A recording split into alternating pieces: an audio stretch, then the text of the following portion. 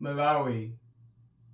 Malawi earns $735,000 from farm workers exported to Israel.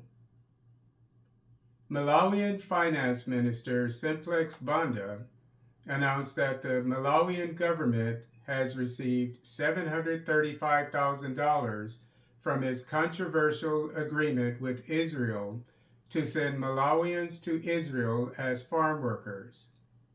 Malawian President Lazarus Chakwera caused a stir when the international community learned that his administration had secretly exported 221 young people to the Near Eastern war-torn nation to replace the exodus of tens of thousands of migrant farm workers after the war erupted on October 7th.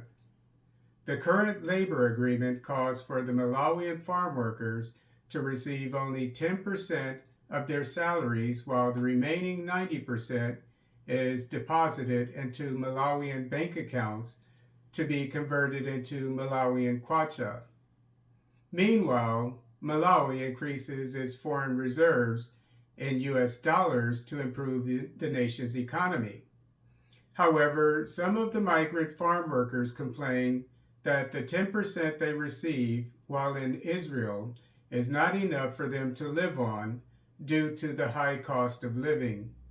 The Israeli government recently deported 3 Malawian migrant farm workers after they fled their farms in search of employment elsewhere.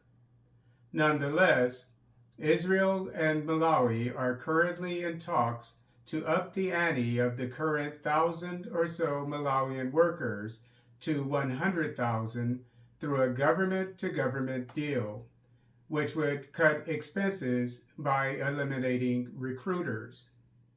As reported by The Times, Israeli ambassador to Malawi, Michael Lotem, said that Israel has a large demand for agricultural and construction workers. During the State of the Nation address to Parliament on Friday, Chakwera stated that exporting 100,000 young people to Israel should bring $6 billion per year in remittances to the Malawian economy.